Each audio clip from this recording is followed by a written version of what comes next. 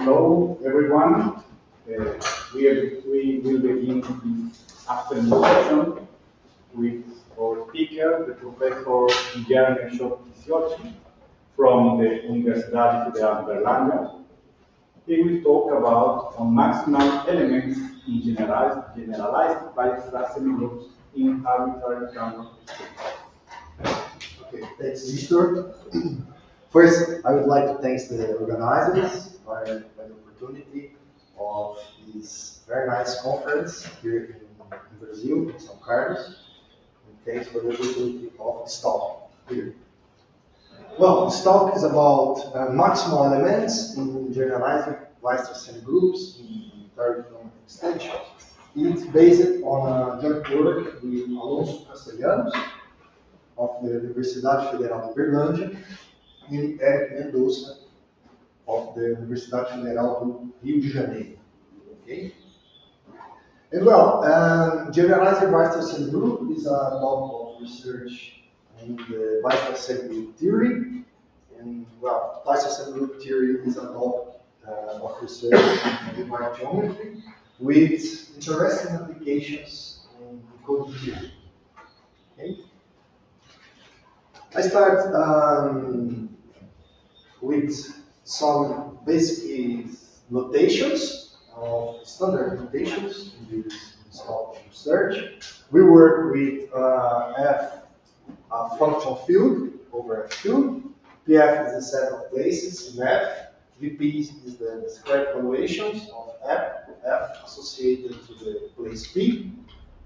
Div F is the group divisors on F.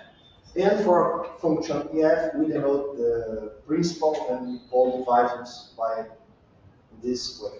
Okay.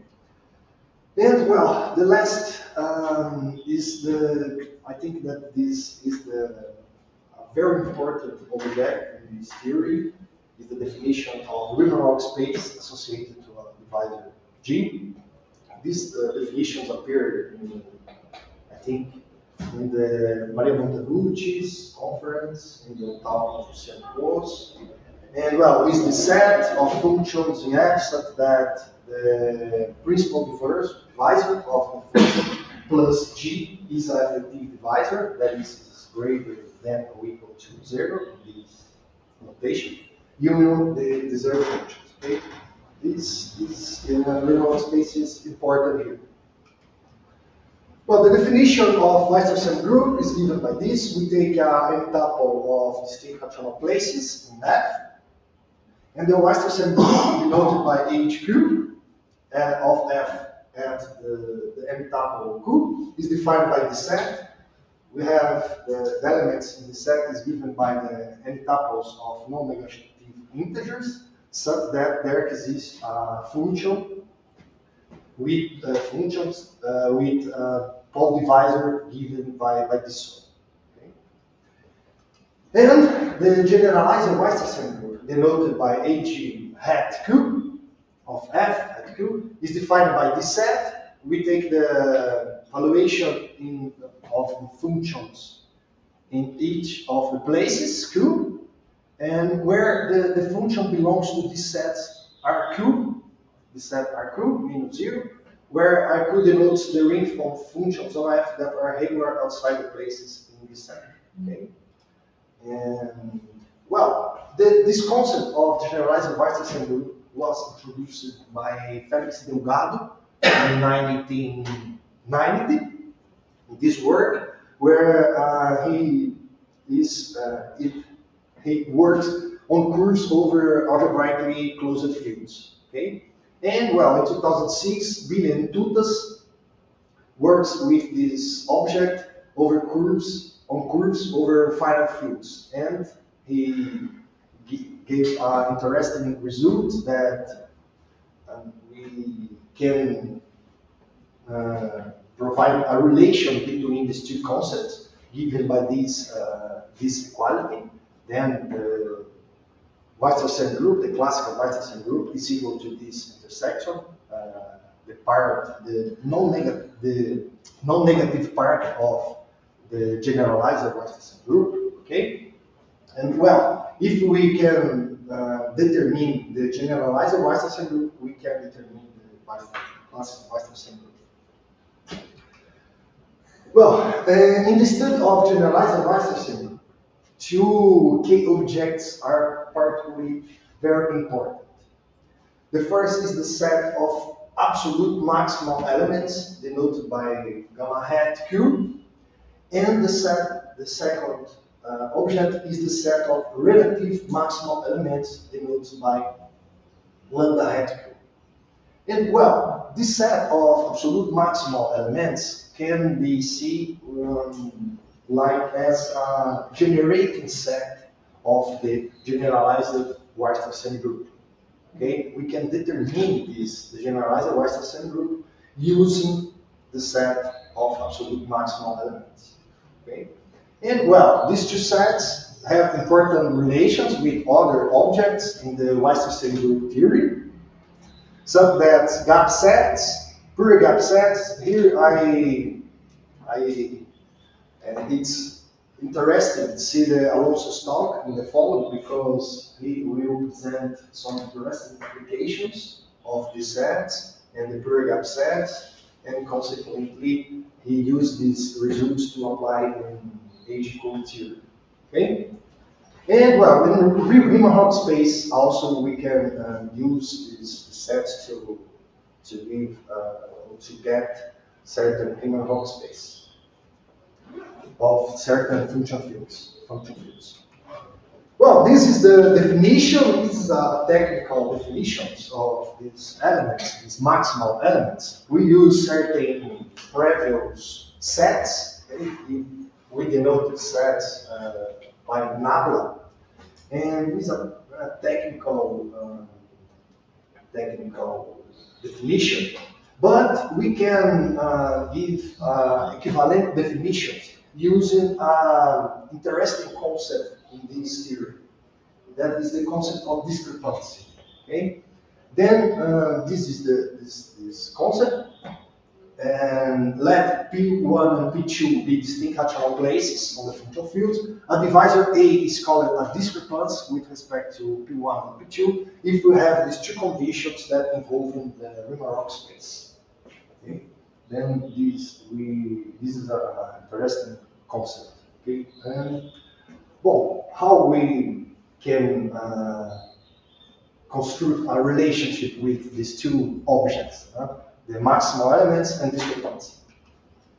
It's given by the first, given by this result. We have that an element is belongs to the gamma hat Q. There is a absolute maximal element if and only if this divisor given by this sum, okay, is a discrepance with respect to any pair of distinct places. And a similar result to get elements in the relative maximum elements.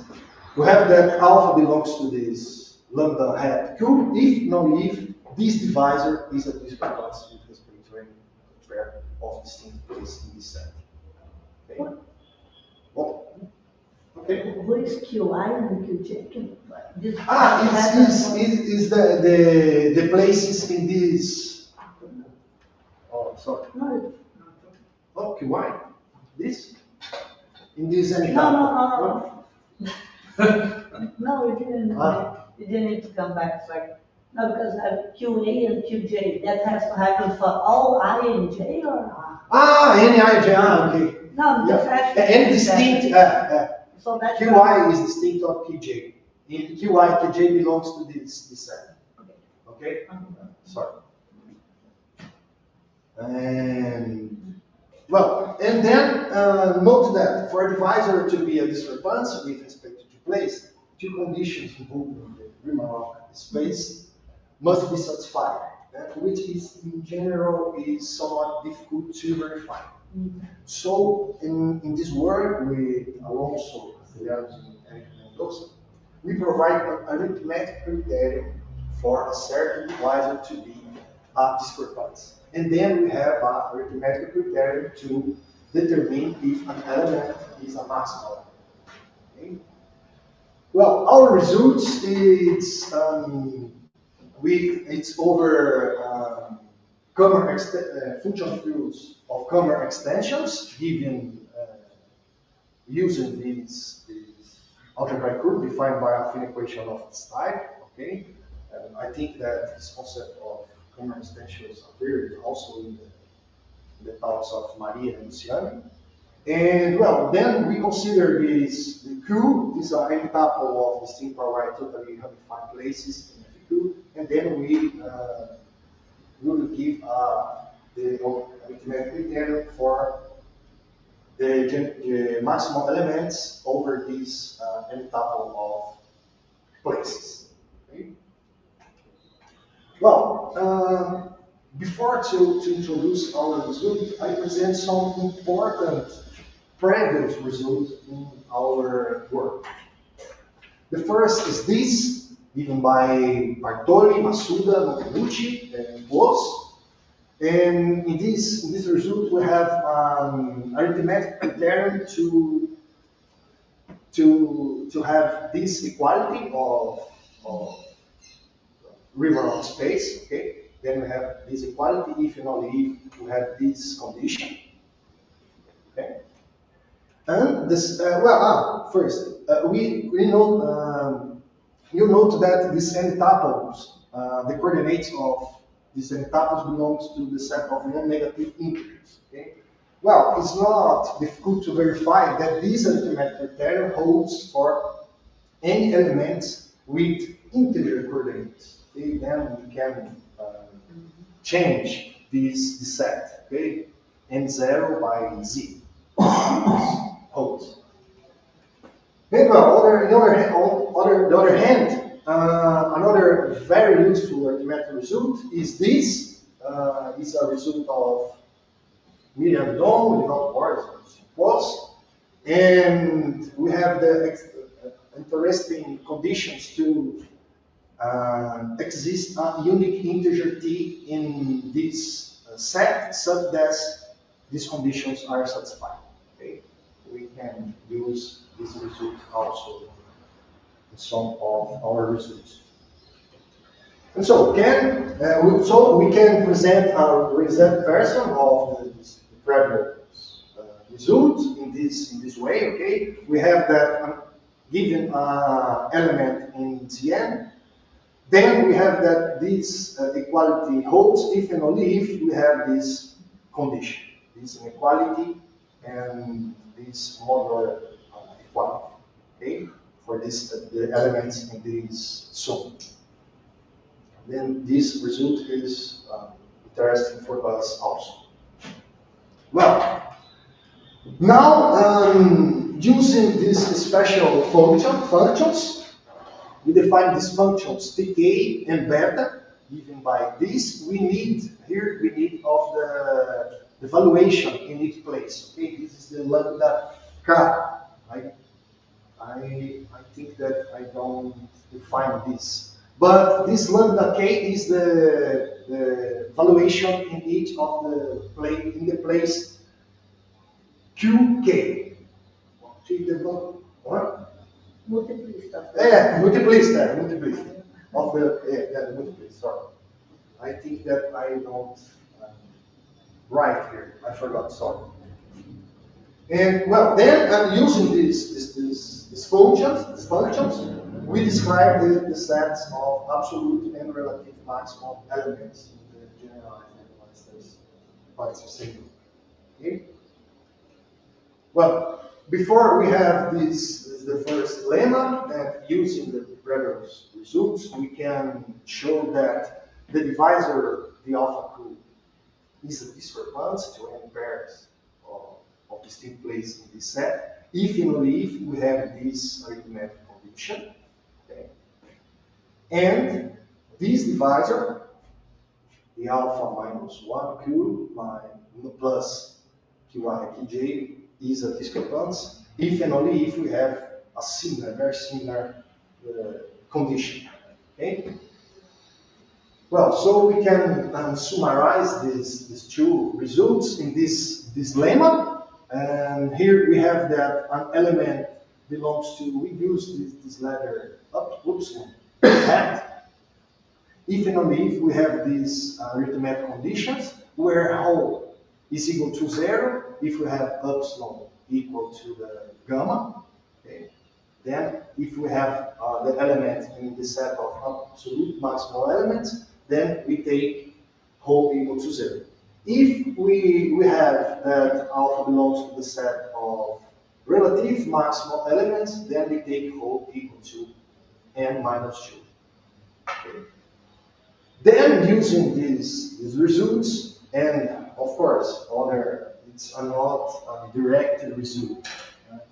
So direct result of this result. These previous results. We have to do some calculus. Okay, we have a complexity in the proof. Okay, not so direct proof. And then we have the set of maximal elements given by the set. Okay, here we use the special functions, the I and beta I. Okay, and then we can explicitly the elements in these maximal sets of the generalized positive set. Okay. Well, and as a consequence of the sets, we can determine the sets for the classical Weissenstein group. We take the non-negative part of the set, and then we have this. Okay, and well, it's not so difficult to get the sets. And using this arithmetic criterion is less difficult compared with the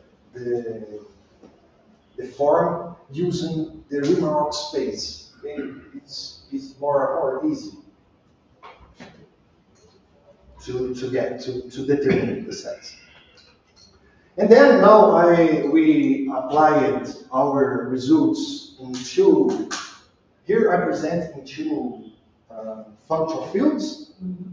The first is the functional fields of the maximal curves that not be covered by the Hermitian curves given by these two curves. Okay. Also, he appeared in the Montanucci's conference. And well, in this work, we determine these sets.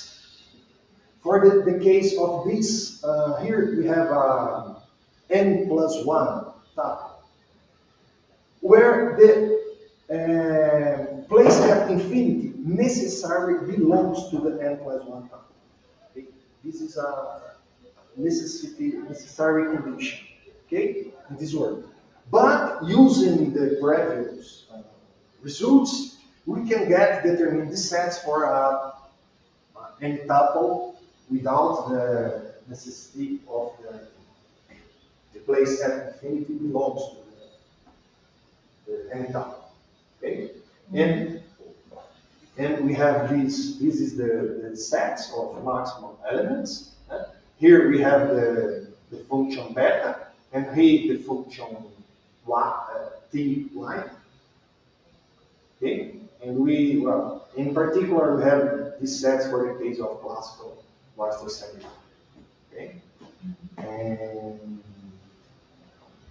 Okay, and another example is in the beginning Montanucci curve of the function fields of the beginning Montanucci curve, and then we have it's the curve defined by this affine equation, and then we get the determine the maximal sets using our results. Its maximal set is given by this, where we have the function tk is given by simple I, and here we have the function beta. If we have the absolute maximal elements, we take rho equal to 0. If you want the relative maximal element, we take rho equal to I minus 2. Okay. Well, this Here I present the paper where you can find the results in more details. It's available at archive. Okay. And well, thank you for your attention.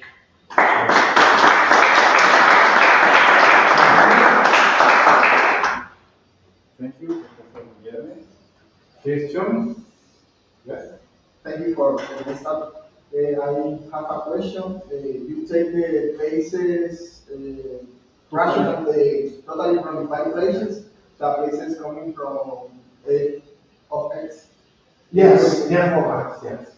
F2X. Yes. Okay. Yes? The next question is, can you see the Weierstrass group? You have a generating set.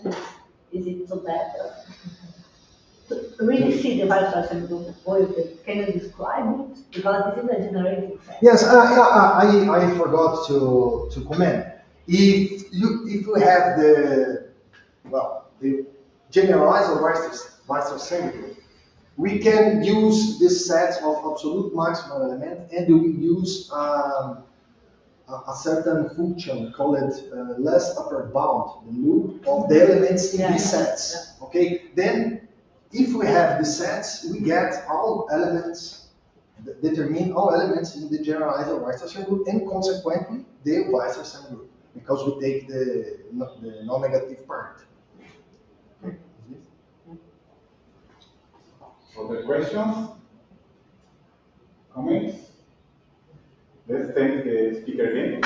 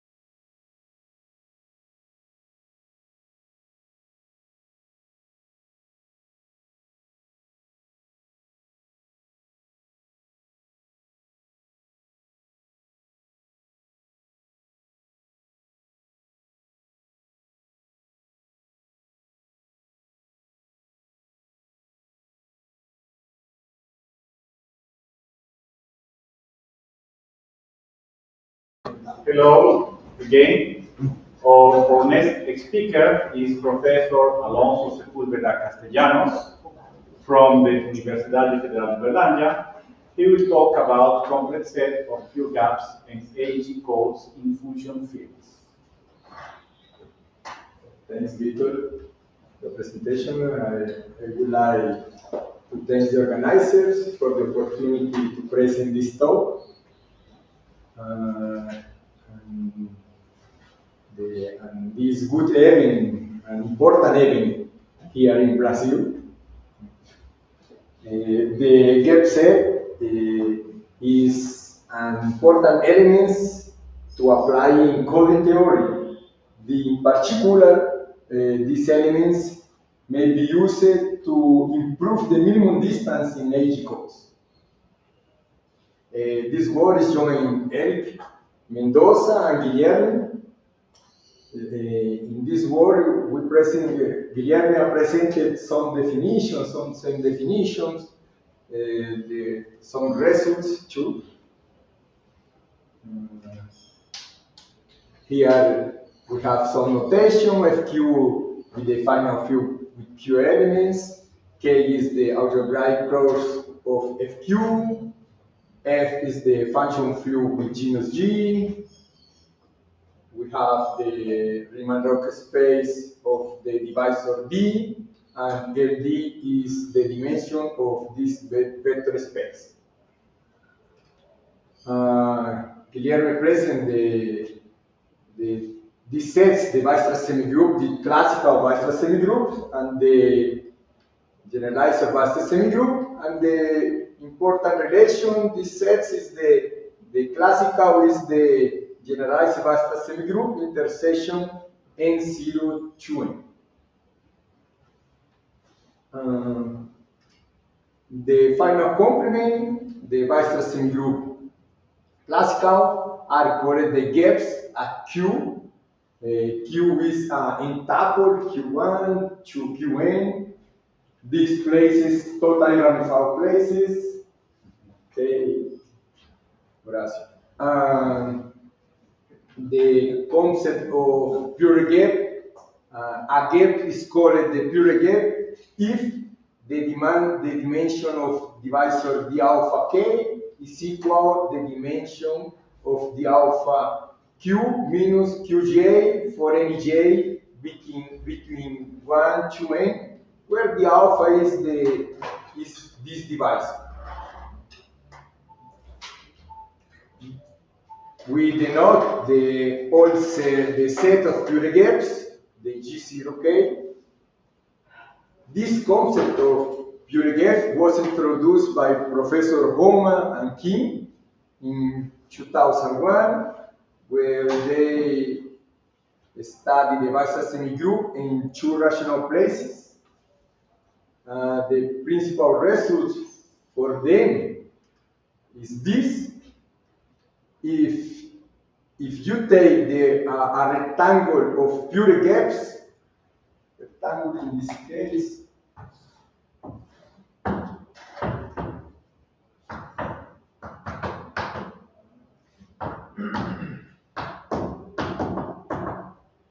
is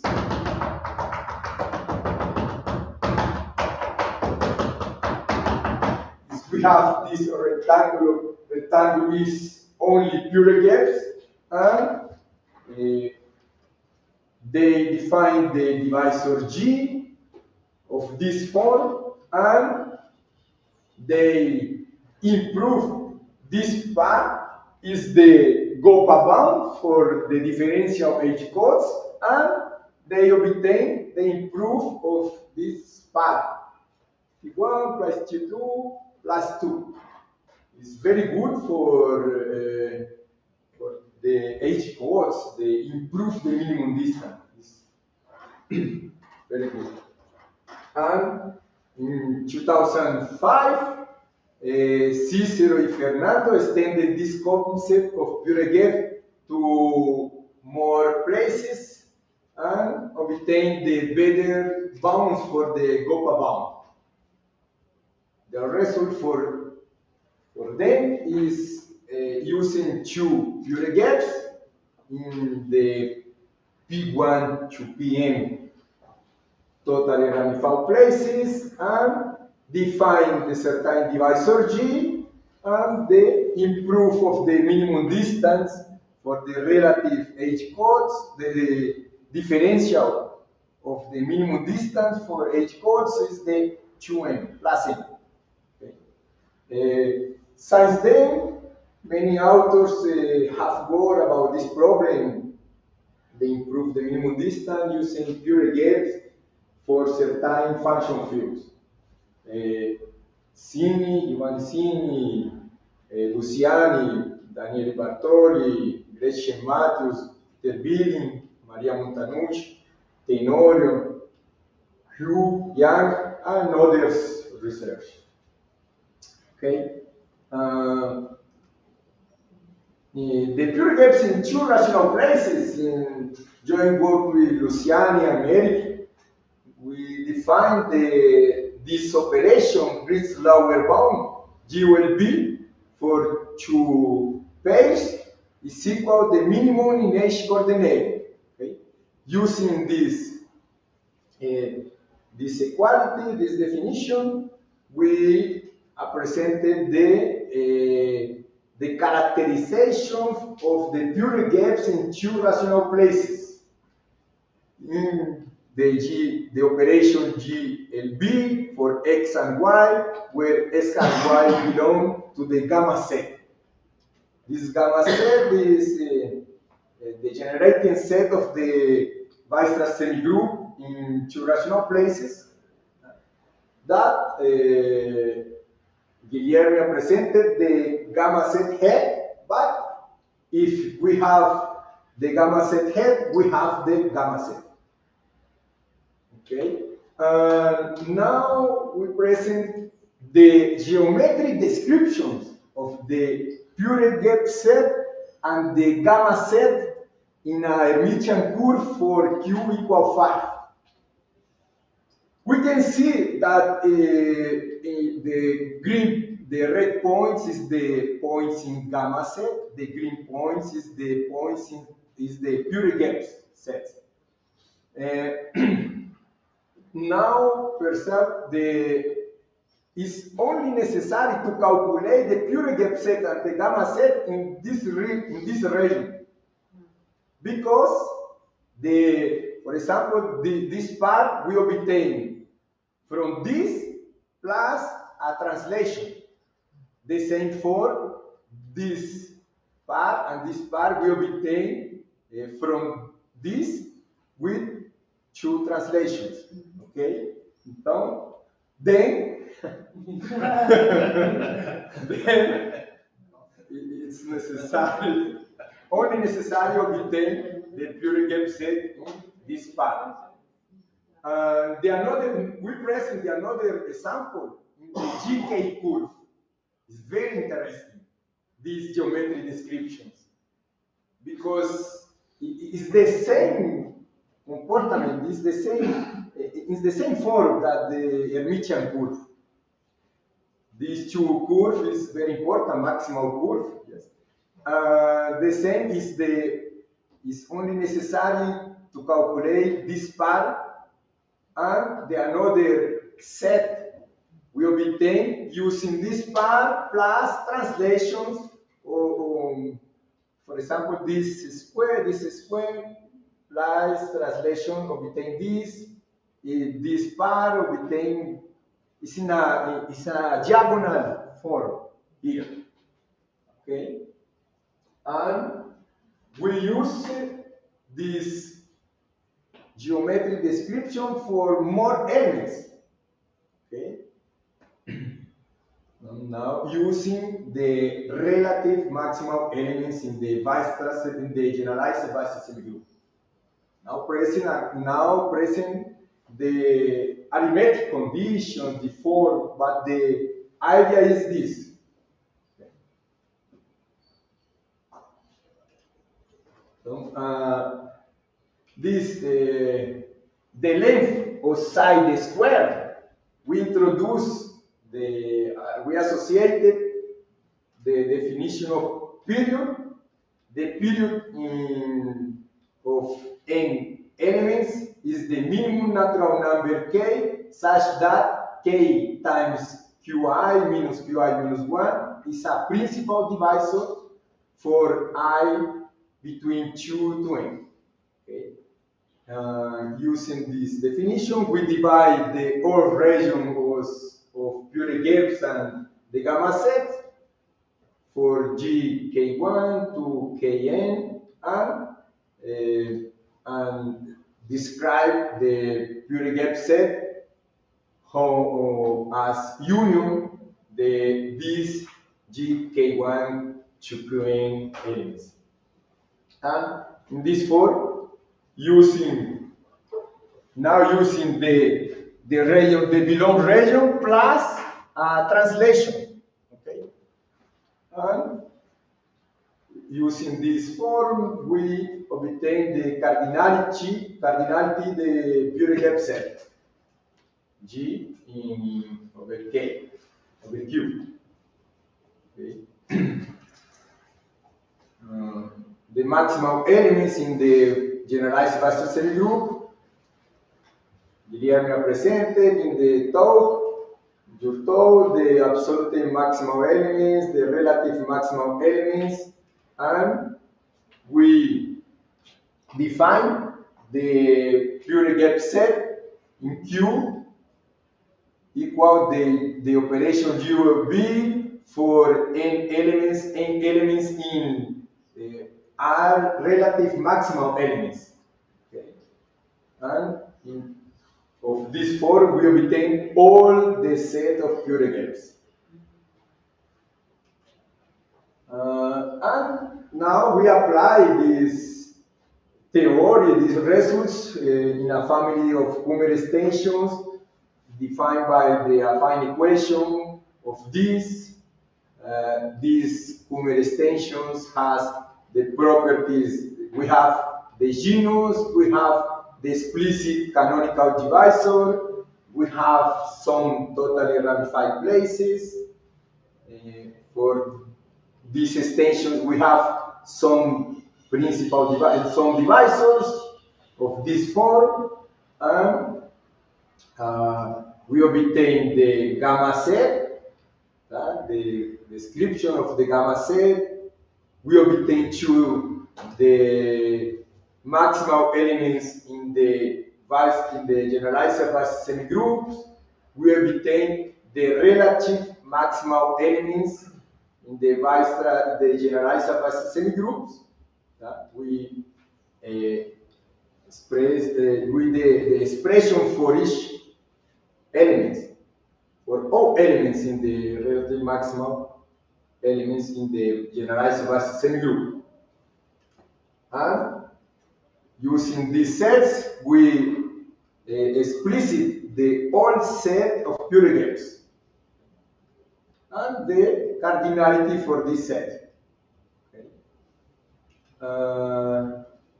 For example, if we take the Kummer extensions of this equation, y to 5 equal fx, where f is a separable polynomial of degree 9, such that the characteristic of k not divide 5. We have the genus of this function field equals 16. We take the 3 totally ramified places. Then we have the cubes. In the cubes, where in each cube we have the Pure gaps, we have the some relative maximal elements. The picture is better. Now we're pressing the geometric descriptions for the Pure gap set in green and the relative maximal elements in red. Okay. Another perspective, we have the offset. And finally, we use these sets for construct the edge codes with better minimum distance. And using these Kummer extensions, totally ramified places, define the divisor G in certain form, and the divisor D, the all other elements different the P1 to Pn, and we obtain the differential edge code C omega with parameters n is the degree of divisor D, and we obtain the dimension, and we obtain the lower bound for the minimum distance better than the upper bound.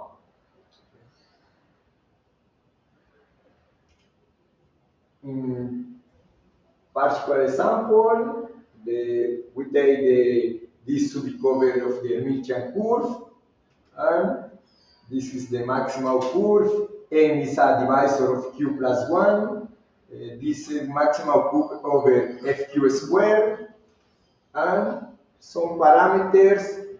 These parameters is better parameters compared con other codes construct in this curve, in the same curve. Thank you for your attention.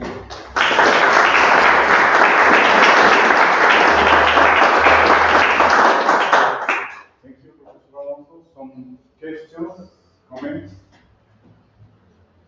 I have a technical question actually. Could you go to page 9? 9. Just because, yeah, when you define, you define peers, yeah, Yes. on the definition depends on the points you fix.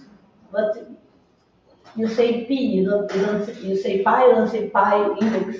So it does not depend on the 2 points you choose. Or? No. I mean, you have the same peers. In this case, where they calculate for n elements, so you depend the two rational places, but for many places we need this period is the same for n points. It has to be the same for you. Yes. Yeah. In this case, try the different period for different places, but it's very hard. I need to choose the equal for all places. More questions, comments? Thank you very much for very interesting talk.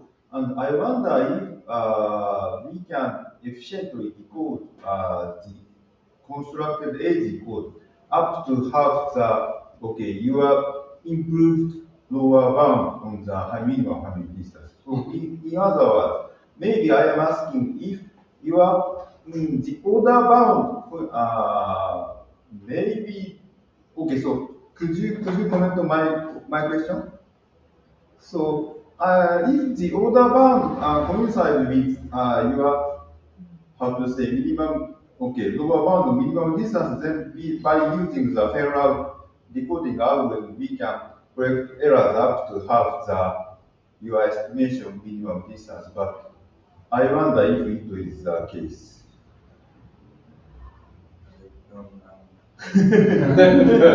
So because I am an engineer, so I always curious about we can decode errors up to the estimation of the minimum distance. Okay. Yeah, thank you very much. Thanks.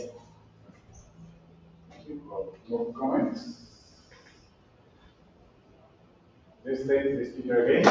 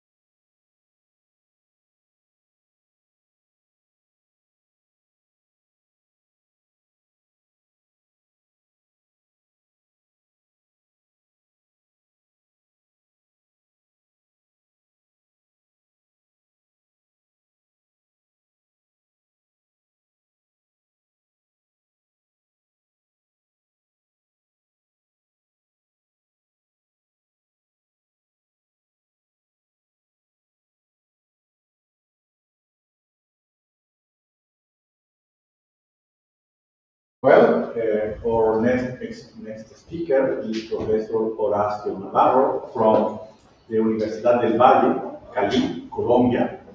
He will talk about basis of Riemann-Roch spaces of linearized function fields. Thank you. Also, I want to thanks to everyone involved in the organization of this nice conference. Today, I'm going to talk about basis for Riemann-Roch spaces of linearized function fields. Well, I consider a function field f over fq, which is for any place in these function fields, we have the discrete valuation ring OP, and the quotient of this ring by P is the residue class field of P. This is a finite extension of Q. The degree of a place P is the degree of this extension. A divisor of a function field is a formal linear combination of places with integers coefficients, and the support of a divisor is the set of places in the function fields such the coefficient of P in G is non-zero. The degree of G is the sum over all the places P in the support of G of the coefficient of P times the degree of P.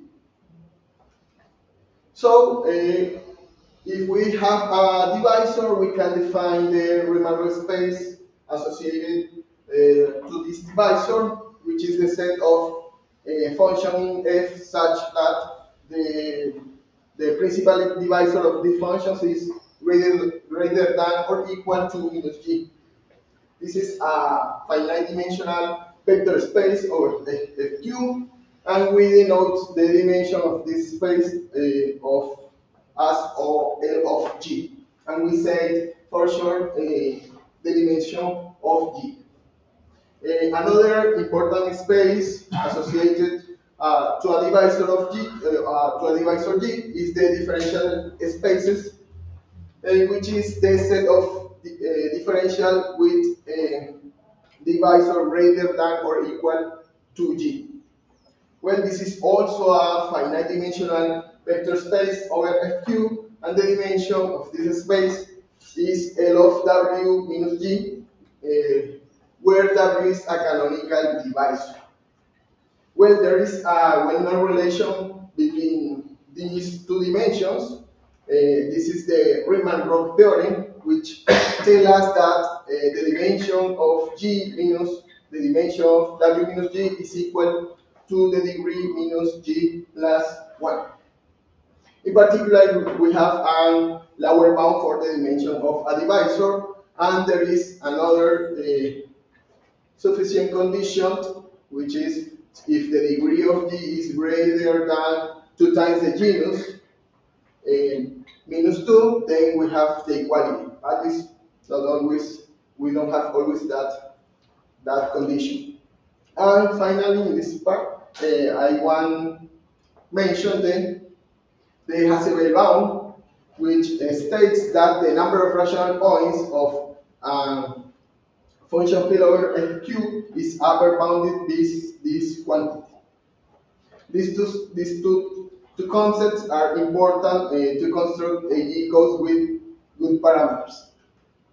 Well, if we take a divisor as a sum of n rational places, and a divisor G with support outside of T, we can define the G code denoted by C sub L, which is the set of n tuples where these n tuples are obtained by evaluating the function of L of G in H in a place of the divisor D. So this is NKT codes with parameters k equal to L of T or L of G minus L of G minus T, and a minimum distance greater than or equal to n minus degree of G. If we assume this condition when then we have that dimension is 0, and we have that k is equal to L of d and a non-trivial minimum lower bound for the minimum distance. So a motivation to get a basis for Riemann-Roch space is that we can obtain a generator matrix for that kind of codes. Well, we can construct other kind of algebraic geometric codes using the space of differentials. We have to take the divisor as before, and this code is defined as the set of n tuples where each n tuple is obtained by evaluating the residue at each place of D, where the differential is in this space. Well, this code is dual to say CL code, and this is also an AKD code with parameters k equal to this quantity and minimum distance greater than degree of E minus 2 times the genus minus 2. So, if we impose this condition, we get 0, and this is k. So, in 2005, Matthew and Pirsig introduced the notion of floor of a divisor. Well, if we have a divisor on a function field with positive dimension, the floor of G is the divisor of minimum degree such that L of G is equal to L of the floor of G. So the floor always exists and is unique, and moreover, the floor is less than or equal to G. If we have a Spanish set for this Riemann-Roch space, we can explicitly construct the floor, and the best part is with the notion of floor, those authors improve the minimum distance of C sub L codes and C sub omega codes. Obviously, we want a divisor G such the floor doesn't coincide with the divisor H, a larger divisor. Well, now I'm going to talk about linearized function fields. This kind of function fields are a generalization of arbitrary function fields. So these function fields are defined by an equation of this form: L of y equal to L of x. We consider L of y as a linearized polynomial with a of r and a sub 0 different to 0, and with q to the r roots in this field. We also consider that G has this factorization into irreducibles, and that the integers in I and delta, which is the difference between the degree of f and G, are coprime to the characteristic of Q. Well, under these conditions, every place induced by Pi and the pole of X are totally ramified in this extension. So we can consider a divisor G of the form every QI is a divisor lying over Pi, and Q infinity is the place lying over P infinity. So in this case, we can prove that this set S, which is formed by elements of the form product of power of y by a power of x and product of power of pi is a spanning set of L of t. A key ingredient in the proof of the result is that we can construct integral basis for any place of the function field fq to the x in every place different from qi to q infinity. That's the key part. So, with this in mind, we can prove that the dimension of this divisor is the same as before, is given by this formula. The key part here is that we have to take the set of valuations at infinity of every element in the Riemann-Roch space, and we have to partition that set in q to the r or less sets, and every set has this cardinality. So that's the key part here. And combining the two previous results, we can obtain a basis for L of t. Well,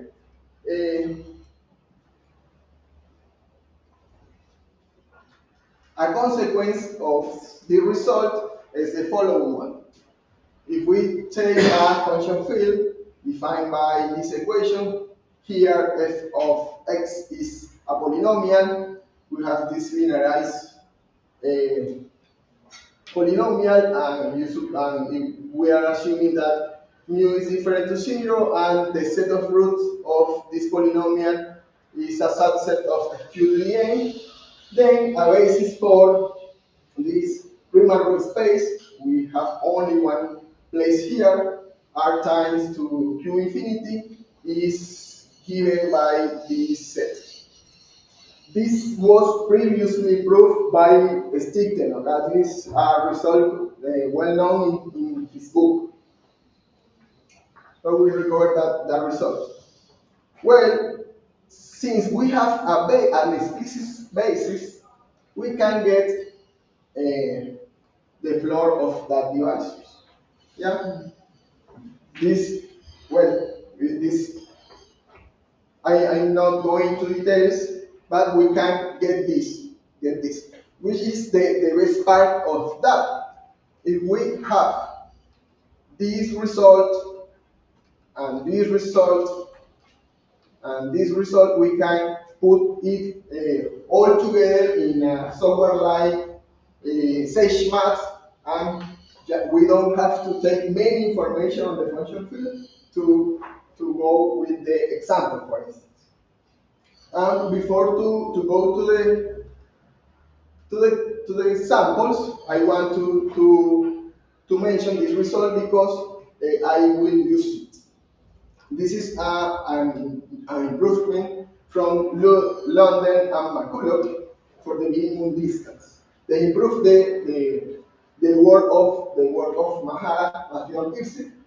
They take a divisor D as a sum of any rational places, and they took A, B, and C. C is an effective divisor. All three divisors will support outside of D. If we have this divisor and satisfy these conditions, and G is of the form A plus B, then the minimum distance of the cosine sub omega is greater than or equal to the degree of G minus 2 times minus 2, which is the tricky part of this theory, that is difficult to find this kind of divisors. But we have now a form to calculate the floor of a divisor. Then, if we take A and R divisors outside the support of D, C equal to A minus the floor of A, and C equal to R minus the floor of R, then and be on this form, then we have always satisfying that condition. So I'm going to use this in order to make some examples. So we consider these arbitrary function fields defined by this equation. This was provided by Gupta, Mendoza, and Kuos in a paper 2 years ago. Don't remember?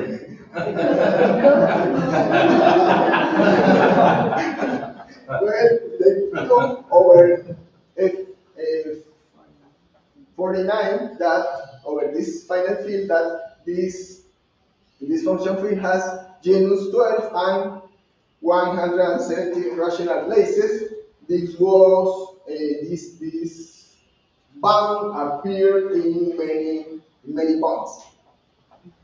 Yeah. Okay. Then we have taken we consider Q0 the place lying over P0. P0 is induced by this polynomial. Q infinity the place lying over infinity. So we are considering this divisor r equal to 3 times Q0 plus 19 times Q infinity.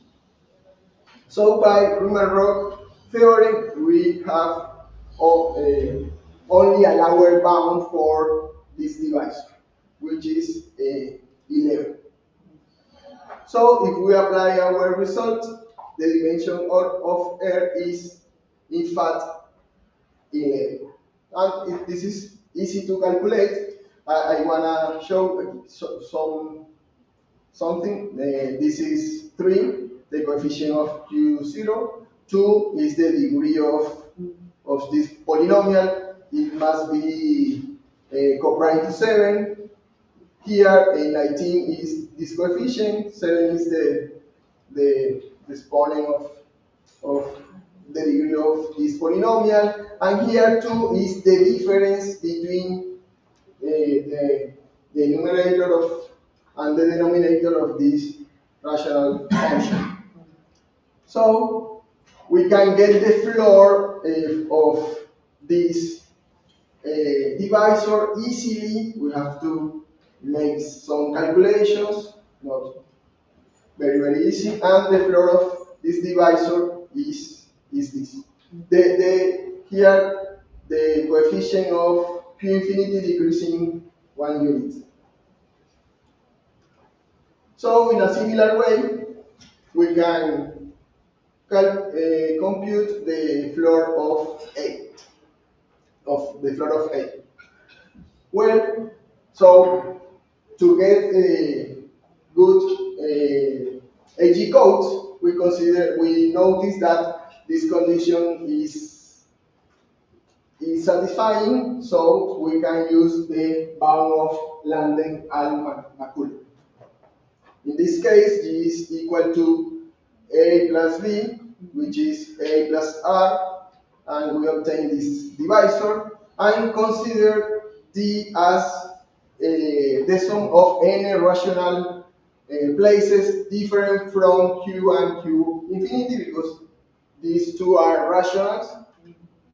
So we can, well, for any n, we can get these parameters, and this lower bound, which is, in this case, is Q infinity, is better than the upper bound. And for instance, if n is equal to this value, we obtain this dimension and this bound for the minimum distance. I have 50 seconds.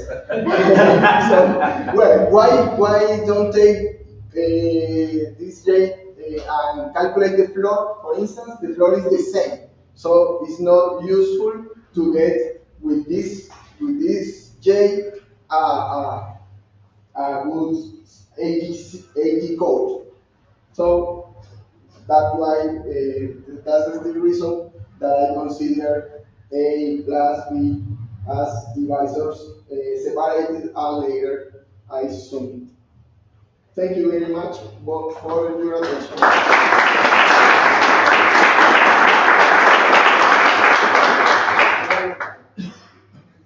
Thank you, Professor Horacio. Questions, comments? Ok. Só vai perguntar para o seu trabalho. So, Não. I don't remember the curve.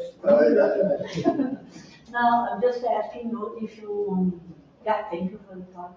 If you could give how large can be the difference, the degree of divisor minus its floor? Do you have because that gives the improvement you get on the minimum distance with the sign. So, how large can be that? I don't know. Don't you have a? An estimative? No. Yeah, an estimative. No. But, we can get the divisor and later you can get the floor of the divisor. So you are, in that case, you realize where is the gap between them. You don't have But in fact, that kind of gap are related with the Weierstrass semigroup, and that was shown by Mahara, Matthew Persit, and in their paper. But I don't know what kind of gap we can have that in that case. Thank you. Thank you. More questions? Comments? Let's thank the speaker again.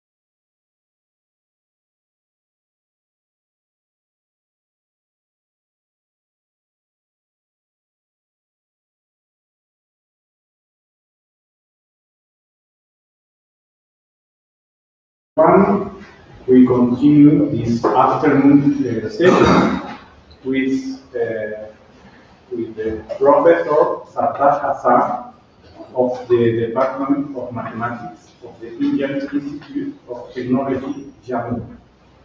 He will talk about invariant local permutation polynomials. Thank you very much.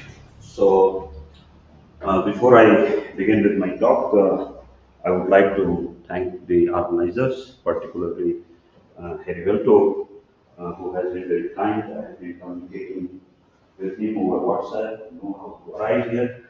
And of course, it's a very nice place. I'm very happy to be here. And as you can see, this is the joint work with my PhD students, Ramandeep Kaur and Harish Kumar. So let's try to understand some notations. So as usual, the finite field Q elements will be denoted by Fq. And for the rest of my talk, I will just list the elements of the finite field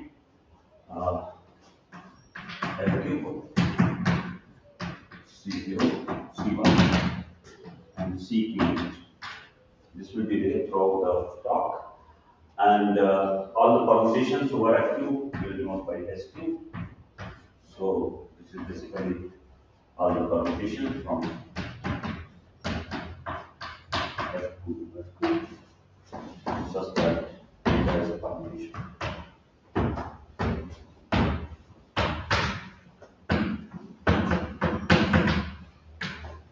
So this will be there throughout the talk. That's why I put it on the board.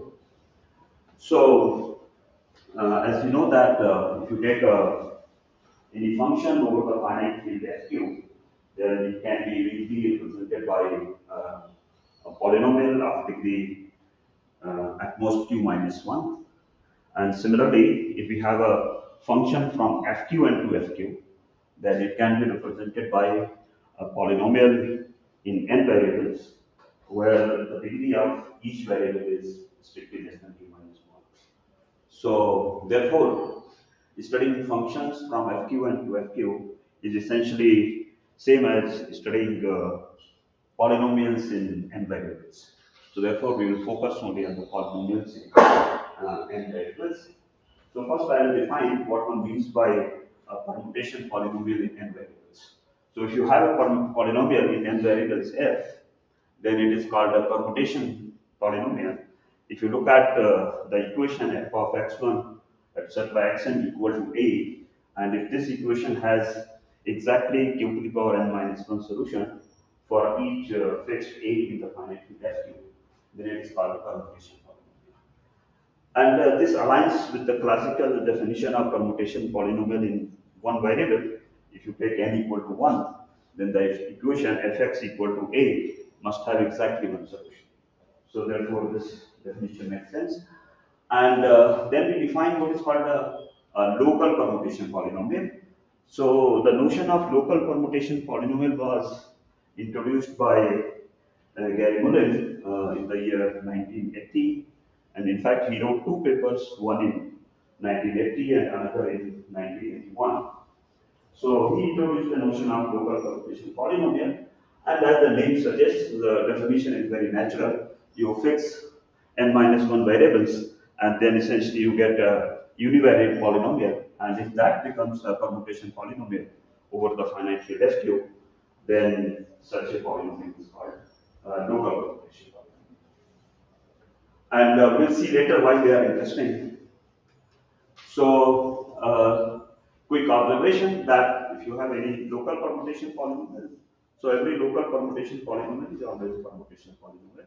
However, the converse is not true. And we have an example. If you take a polynomial in n variables, so x1 to the power q minus 1 plus x2, and that one can check is a permutation polynomial. That means the equation f of x1, x2, etc. xn equal to a will have exactly q to the power n solution. And this is not a local permutation polynomial, because if you fix except the first variable, rest of the variables, then this function will take only two values, namely a2 or a2 plus 1. Depending upon whether x1 is 0, then it will take a2, and if x1 is non-zero, then the value is going to be a2 plus 1. So therefore, if you fix except the first variable, all the variables, then it is no more a permutation polynomial in one variable. So therefore, it is a permutation polynomial, but it is not a local permutation polynomial. We also have a notion of when we call two local permutations polynomials to be orthogonal to each other or companion of each other. So if we have two local permutation polynomials, f1 and f2, so we say that they are companion of each other if the system of equation f1 equal to a and f2 equal to b, this has unique solution in fq cross fq for any a and b in fq cross fq. This notion is not limited to only two variable case. In fact, it can be defined, it is actually defined for n variable case, and also not only limited to only system of two equations, but in fact system of n equations. But here, since I will be focusing more on bivariate local permutation polynomial, so I just curated it, the definition for myself for only two variables. Now, it is not really necessary that every local permutation polynomial is going to have a companion. And the answer is, you can see, if you look at this polynomial, so this is a local permutation polynomial over F2. Because if you fix any of the variables, it is a permutation polynomial. And over F2, there are actually two local permutation polynomials, x1 plus x2 and x1 plus x2 plus 1. But if you look at x1 plus x2 equal to 0 and x1 plus x2 plus 1 equal to 0, then it turns out that they don't have any common solution. So therefore, it doesn't have any companion. However, if you look at the same polynomial, if you change the field f3, then it has a local companion. So it is not necessary that the companion of a given local permutation polynomial will always exist. Now, very interesting object, Latin square. So why we have to study local permutation polynomial? Because we want to understand Latin squares. So a Latin square of size t is of order t is nothing but it's a t cross t matrix where the entries are coming from a set of size t, where none of the in any row or any column uh, the elements do not repeat from the set, and all the elements are being covered. So it's called a Latin square. It's a very nice example. You just take the field F8, and so you see that in each row and each column there are different colors. So different colors represent different elements. So it's a very nice Latin square. Uh, Now there is a very nice, very intimate relationship between Latin squares and local permutation polynomials. So what is the relationship? If you have a Latin square of order q, then essentially you can associate a local permutation polynomial over fq in two variables. And this relationship is given by this. If you have this Latin square, aij, where I and j are running from 0 to q minus 1, so it's a Latin square of order q. And then you define a map f of ci cj. So ci cj I wrote, these are the degrees of the finite field. So f of ci cj equal to aij. So basically you know the value of the function at q square points, and therefore you can use the Lagrange interpolation to actually find out the polynomial. And here is a simple example. So if I take this field f3, and this is the Latin square of size 3, and if I use this relationship, then I get this polynomial, which is a local permutation polynomial. So this is one-to-one correspondence between Latin squares of prime power order and the local permutation polynomials of the over the finite field f3. We also have the notion of orthogonal Latin squares. So the two Latin squares of the same size, they are called orthogonal to each other. If you superimpose them on each other, then the ordered pairs that we are going to get, they are all distinct. So such Latin squares are called orthogonal Latin squares. So here is this example. Again, the field F4. So you see that 0, 0 and beta, 1, beta square, beta, 1, beta square. If you collect, there are going to be 16 such ordered pairs, and they are all going to be distinct. They will not repeat. So they are, two orthogonal Latin squares of order 4. So we have a notion of orthogonal local permutation polynomials and orthogonal Latin squares. And we also have a relationship between local permutation polynomial and Latin squares. So there has to be some relationship between companions and orthogonal Latin squares. So the relationship is that two local permutation polynomials are orthogonal if and only if their corresponding Latin squares are orthogonal to each other. So that's the relationship, and here is one example. These are two Latin squares of size 3. They are orthogonal to each other because the ordered pairs, there are going to be 9 ordered pairs, they are all distinct, and corresponding local permutation polynomials are these, which we have seen that they are orthogonal to each other in the previous example. So a very nice connection between local permutation polynomials and Latin squares. Now, why the companion of local permutation polynomial is important? Because first we define what is called mutually orthogonal Latin square, that is modes. So a set of Latin square of the same size they are mutually orthogonal. I mean pairwise mutually ortho. I mean. Um, so here I take lattice y of order p that are pairwise orthogonal. So that set is referred to as mutually orthogonal lattice y set. And a set of moles of order p is called complete set if it contains exactly p minus 1 and lattice y. And that is the maximum it can achieve. So the number of elements in the set of moles is always less than or equal to p minus 1. So that's called complete. So these modes are basically are useful in combinatorial design theory, cryptography, and coding theory. So the question why the companions are important of NLP is because if you have a local permutation polynomial and you also know its companion, which is again a local permutation polynomial and orthogonal to this polynomial, then you can actually construct a complete set of modes. So this is a very nice algebraic framework of constructing modes. Generally, constructing the modes is a hard combinatorial problem, but here we have a very nice algebraic way of constructing it. And this was given by Gutierrez and Arrows in 2023. So now coming to brief historical account of permutation polynomials in several variables. So they were actually systematically they were studied by Niederreiter in the year 1970, and in fact he classified all the permutation polynomials in several variables of degree at most two. Then the notion of local permutation polynomials that was introduced by Mullen, and in fact he provided necessary and sufficient condition for local permutation polynomials in two variables and three variables to be local permutation. For polynomials in two and three variables to be local permutation polynomials.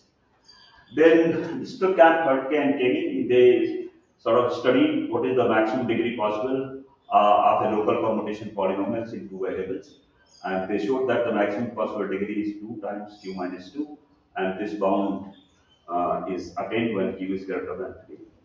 Then this notion was further generalized by Enver, Kasiki, I don't know how to pronounce it, but maybe our Turkish friend will know it. Uh, so they generalize the notion of linear permutation polynomials and define what are called the vectorial local permutation. So here my focus is basically on the work of Gutierrez and Arrows.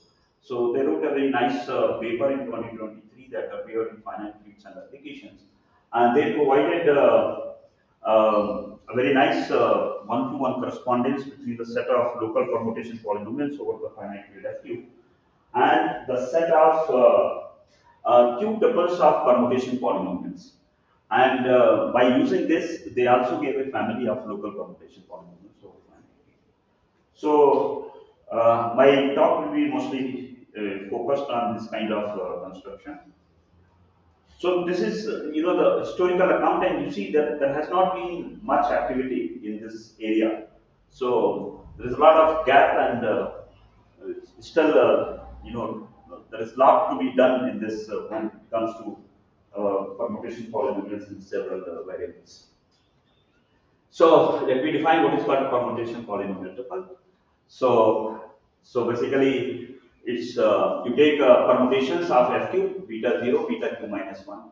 So this is an q tuple, and we call it a permutation polynomial tuple if it turns out that beta I inverse beta j has no fixed point.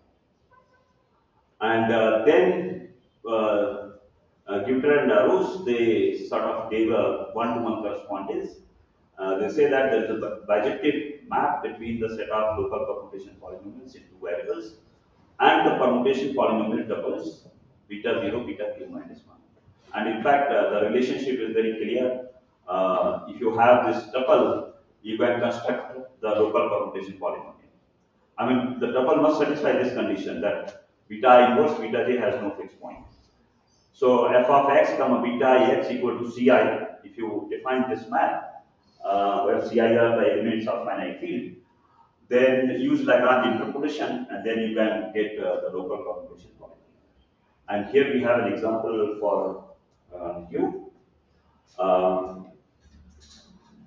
So we take this field and we take these permutations, and this actually forms a permutation polynomial tuple. And one has to take that beta I inverse and beta j do not have any fixed point. And then we define this map like this, and then we get this polynomial. I don't know this. This is a typo. It should be F2 because this polynomial I have denoted by F2. So this is a local permutation polynomial in two variables. My focus is basically on permutation group polynomials, which are the special classes of local permutation polynomials. And what are they? When you take a local permutation polynomial and its associated permutation polynomial tuple, and if this turns out to be a subgroup of SQ, then the corresponding permutation, local permutation polynomial, we call permutation group polynomial. So we are adding more restriction here.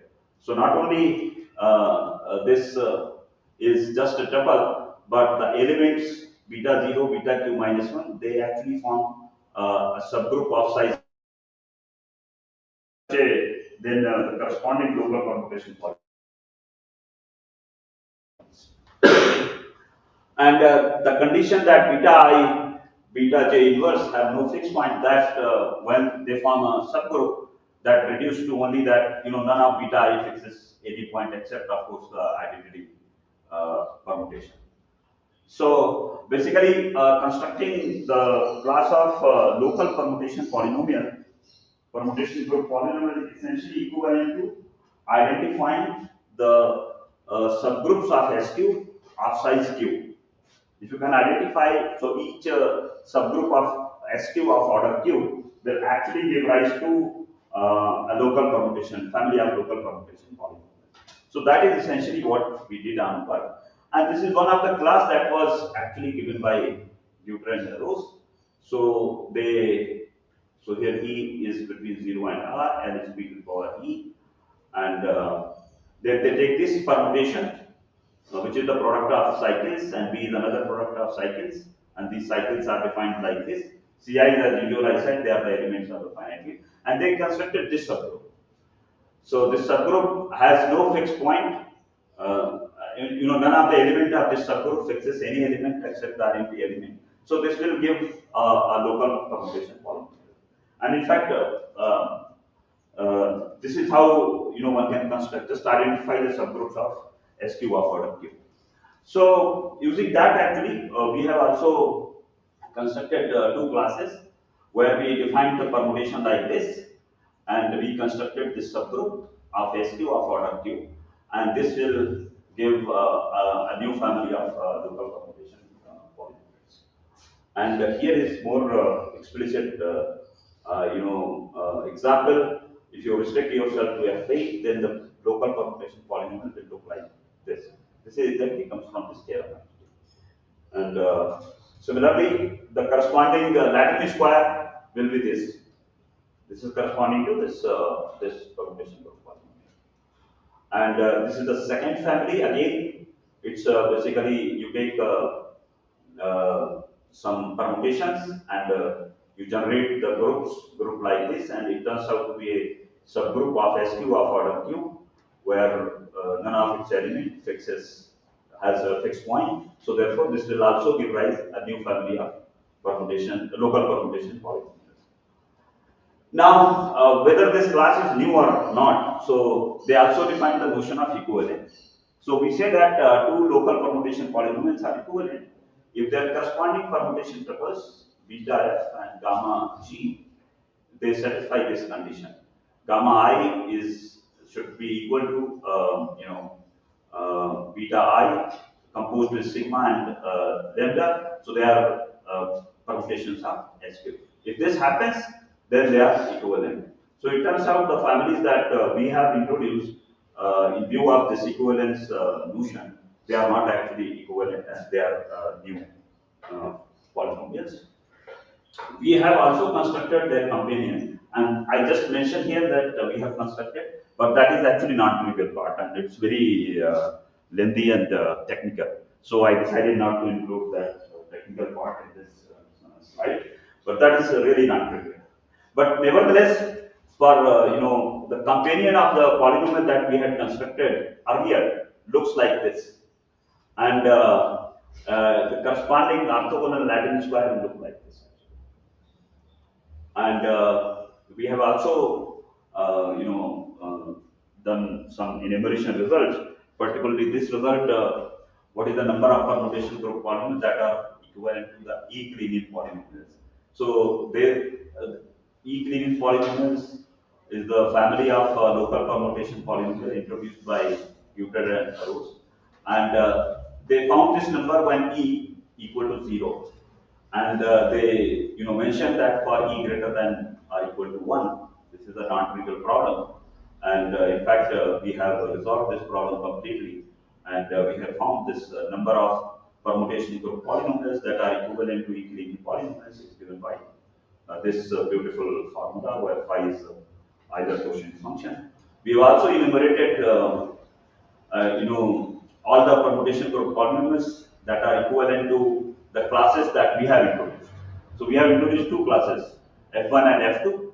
So this number is given by this.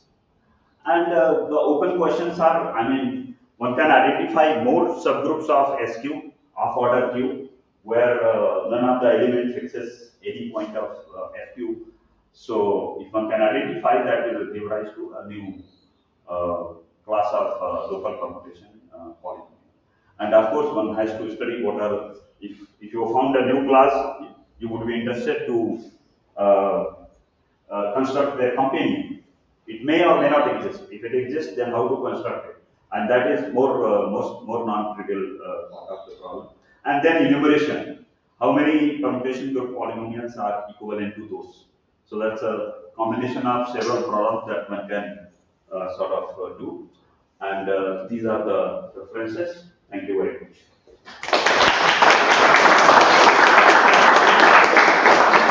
Thank you, Professor Hassan. Very quick questions. Yes, thank you. It's very interesting.